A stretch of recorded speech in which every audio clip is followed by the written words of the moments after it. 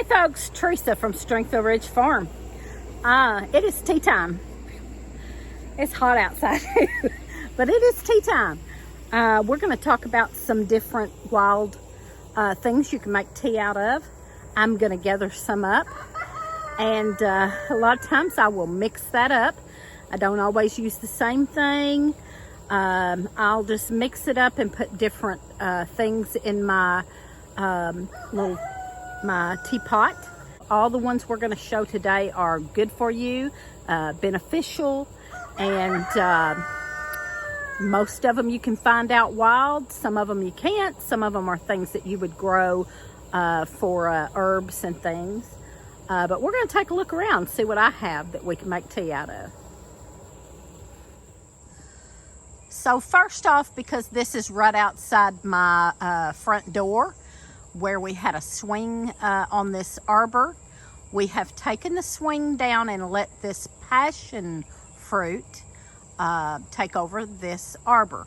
And so the first thing on our list is passion flower. Now, we done a recent video on passion flower. You can go back and look at that and watch that video for the benefits. But one of the main things we want it to grow it for is it helps with the nervous system. Let's get a good look at that passion flower.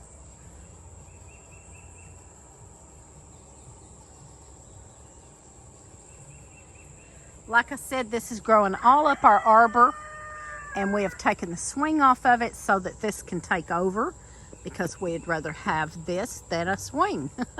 And also there is actually a passion fruit, which is also called a maypop. We've got several of those growing on this. There's the biggest one, and then there's several others up through there.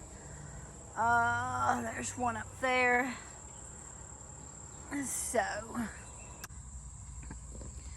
okay, the next thing in my path walking through my yard is this birch tree. You can use the leaves or twigs of the river birch or the any of the birches, the gray birch, paper birch, white birch. It has different medicinal properties. You can look those up. I'm not going to go over that one. I'm probably not going to even pick any of that today. I don't want that in my tea right now. We're just going to skip that one. But I thought I'd mention it because we're walking by it. You can use birch in your teas. We will move on. There's elderberry. Of course, elderberry makes a great medicinal tea. Most people know the benefits of elderberry. These are not ripe yet, so we won't be putting that in today. But there's our elderberry. The birds are already getting a hold of a lot of it. We do have a elderberry out in our pasture that has a lot of elderberry on it. Okay, there you go. Lee went out to the pasture and got us some nice looking elderberry, and I will be drying some of that. There's a whole lot more. Just that over there by the house, the birds had done got a hold of. So he said there's a whole bunch more of this out there we'll be gathering up. And I'll be making elderberry syrup and drying some of them. Okay, another one is something I have growing. Now, it is not looking good. It needs some watering and some TLC. But this is my lemon balm. We've had a lot of hot weather, and this is actually in a pot, and I haven't been taking good care of it. Shame on me. But there is lemon balm. I'll just take a few of those to put in my tea. Lemon balm is good for lots of things. Just take a few ends here and put in my basket.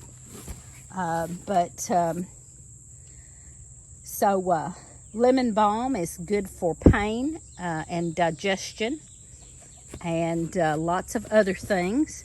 I'm not going to go over everything because we've got a lot to cover. But yeah, I need to get this planted in the ground. Moving on.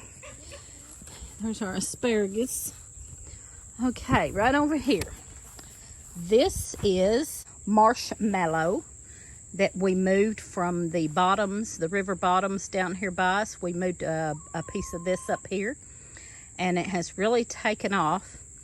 It is getting a little ate up with something this year. I didn't spray that, and something's trying to eat it up. So I'm not going to get it because there's the only little bloom it has. Now I could take a few leaves.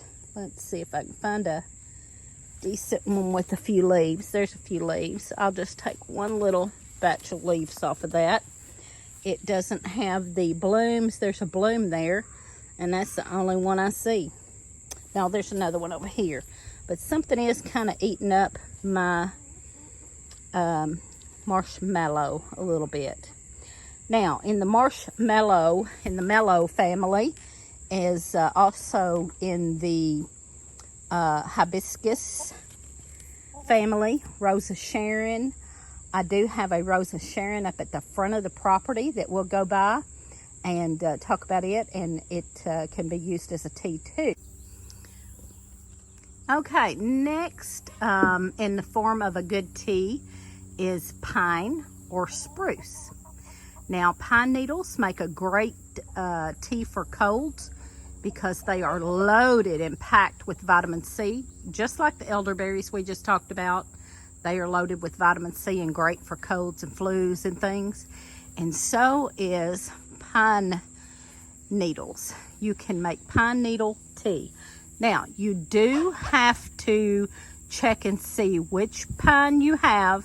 There are a couple of pines that are toxic, so you do have to check and see what kind of pine tree you have and make sure it's not one of the toxic ones, but most of them are okay. I know that you can use the white pine. We don't know what pine this is, so we haven't used it, and we really have to find out what pine this is before we use it. But the white pine I know is one that is okay. There is a tree called a yew. We don't have those around here. The yew is not actually a pine tree. It looks like a pine tree, but it's not. And it is poisonous or toxic. So if you know your tree is a yew, Y-E-W, don't use it. This is another poor example of a plant I have that is used for tea, is roselle.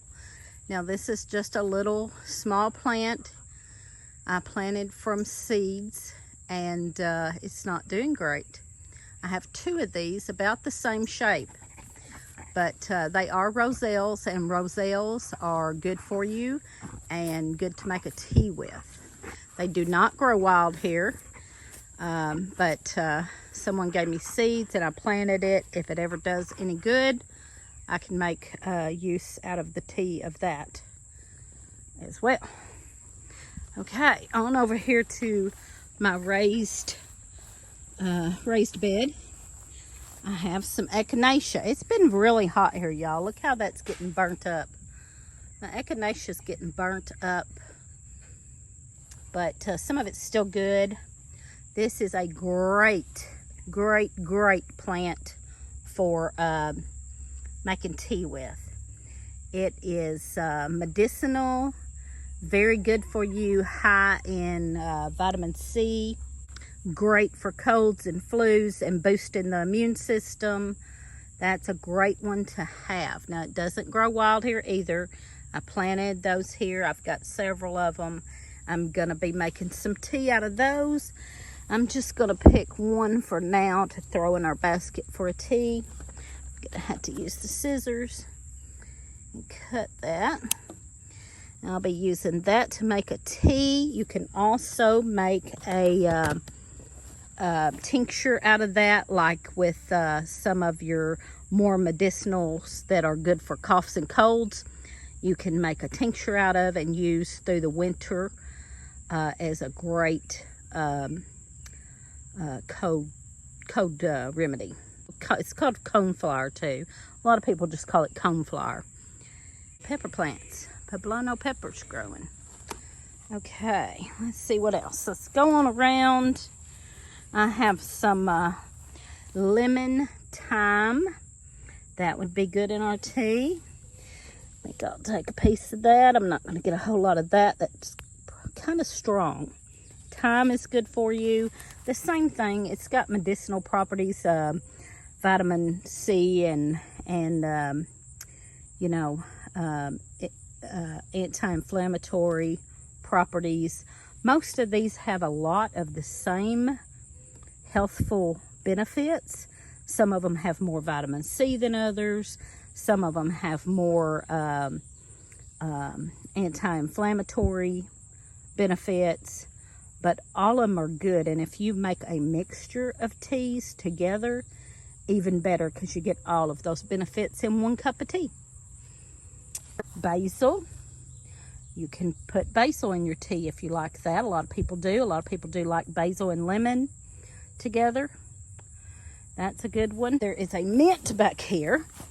This is a mint I've got growing back here. It's in a bucket, but it's getting overgrown. It's in a big container, a trough.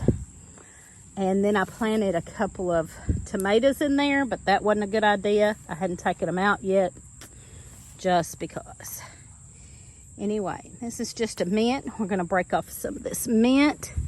Mint obviously is great in a tea and good for you. Has all kinds of medicinal benefits in a mint. This one was my peppermint, I think. Okay, going on up the path. We usually have honeysuckle all up through here.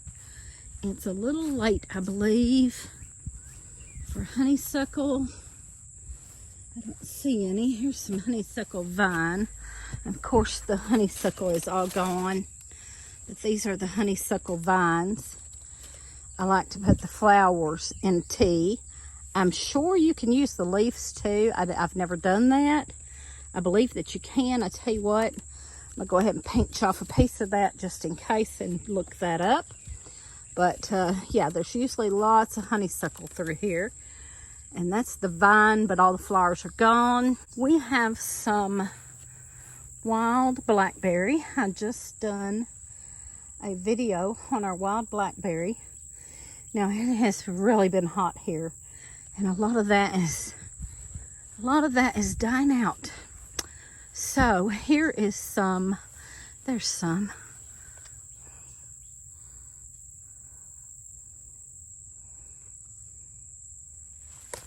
All up in there are some blackberries. I'm going to get blackberry leaf for the blackberry leaf tea. So I'm going to get that off of this new growth right here. Snip a few of those in my basket of just the new growth there. And I might come back and get me some of these blackberries. Look at there. I need to get some of those in there. I'm not going to do that right this second. I may come back and get some. But the blackberry leaves and also raspberry leaves, blueberry leaves, any of those you can use in a tea, and they are medicinal. They are loaded with vitamin C, even the leaves. The blackberries, blueberries, raspberries are good for you. Even the leaves have lots of vitamin C. They're good for stomach issues.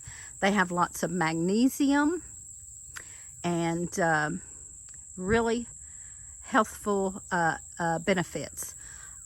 Building your immune system and repairing your gut health. And that's what this is all about.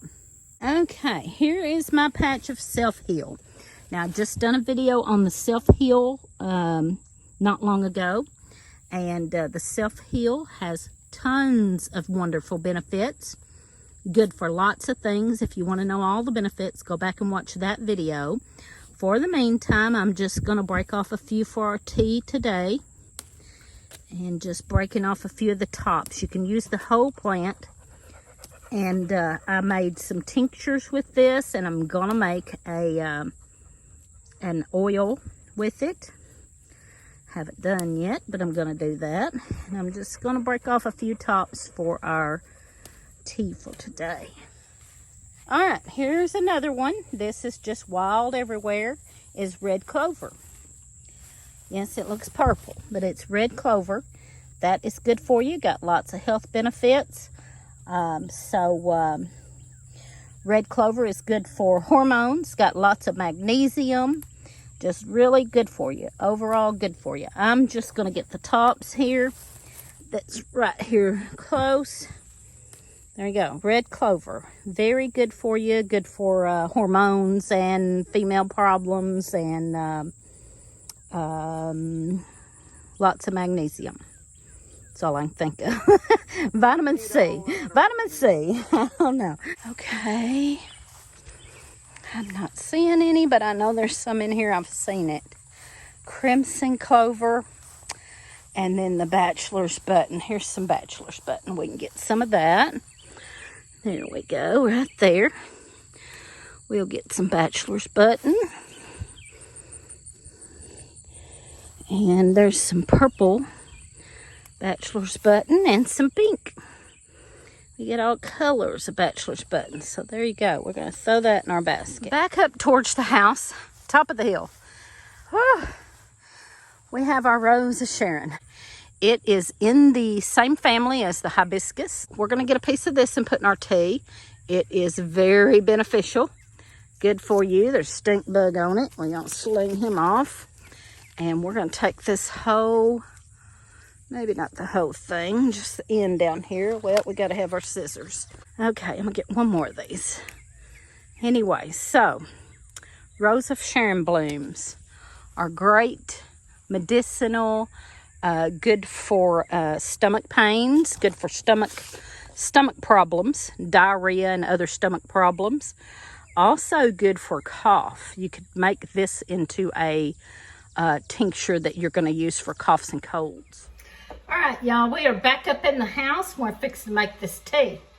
I've got my kettle pot going over there, and I've got my teapot that I would normally put all this goodness in and then pour my hot water into it, and there you go. And let that steep, 10 or 15 minutes, and then mix a little sweetener or honey in there. Today, for y'all, I'm going to mix this up in a quart jar. Now, you can do this. You don't have to worry about no teapot. If you don't have no teapot, use a quart jar. So, I'm going to do that so that y'all can see how pretty this is. Oh, it's so pretty. Look here. It's so pretty. So colorful and so pretty. I did, however, use some of the elderberries. I put some of those elderberries that Lee brought me in here. And so we're just going to pick through here and get some of our stuff in. I don't wash these a whole lot. I just kind of dust them off and shake them off to make sure there's no bugs in there. And then I'm going to throw them in. I'm just going to throw them in whole. You could cut them up. Oh, you talk about the smell. This smell between this and the Rose of Sharon and something else in here is smelling good. I've got mint and I don't know what else. Oh, the bachelor's buttons. Oh, my goodness, what a smell. Just kind of shake them off. You could wash them. I just don't because I know they've not had anything on them bad. The only thing would be a bug, so I just shake them out. I don't want to lose any benefits by washing them too much. Just inspect it, make sure there's no bugs or bad spots. Okay, here's some of my mint. I'm going to crush these mints up some because some of these leaves that are aromatic and have oils in them, you'll want to tear them up a little or crush them up to release those oils. The flowers, I don't think that's going to make a bit of difference with flowers. Now, that's good enough. I've got a little bit of everything in here. This is just what I found on my property today to show you. I am sure that you have all kinds of other things that you could add to teas. other mints and bee balm. You could even put a piece of fruit in here. You could cut up an apple and put a slice of apple in here. Anything. Isn't that pretty? That's my elderberries back there. But isn't that beautiful? That would be beautiful in a salad too. Beautiful in a salad. All right, so here we go. Here we go. So here's what we're gonna do. Now normally I would put that in my teapot back here, but I want you to be able to see it. So we're gonna just put these down in here. I still need to break up a few of these. All right, I'm not gonna break those up or that. Let's see. All right, so there you go. How pretty is that? Let's get over this way. Oh, pretty. All right, so all I'm gonna do is take my hot water and I'm gonna pour it in here on top of this.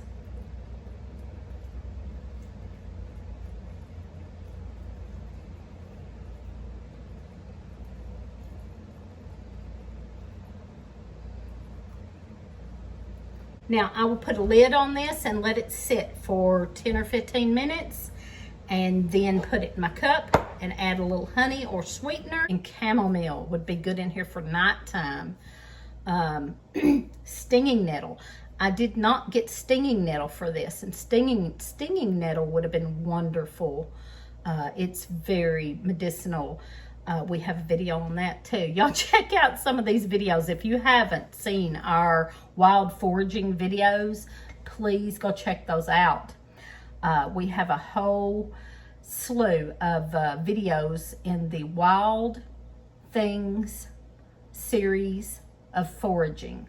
And all of these things I've talked about today are in there, and lots of other stuff.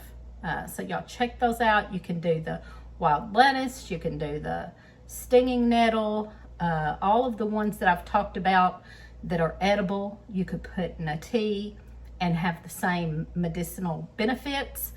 And a lot of times I will dry these so that I can keep them all through the winter. I will do that. I have some that I have dried, but I will do that again. I will go through and get all of this stuff again and put it in my dehydrator and put it in jar and call it tea blend, you know. I have a stress blend that I've made up that is lemon balm and stinging nettle together, and they are both good for relieving stress along with some of these others. But my tea blend I made that I dried and put back is lemon balm and stinging nettle together. So y'all try some of these. Try them out. Go pick what's in your yard and let me know. Tell me in the comments what you've used in tea. I would like to know. There's so many things. Any of the edible flowers, edible or medicinal plants, edible medicinal plants can go in this tea. So y'all let me know what you use, and thank you for watching. Give us a thumbs up, comment, subscribe, and watch us on Friday nights at 7 p.m. Central Time, where we talk about more foraging.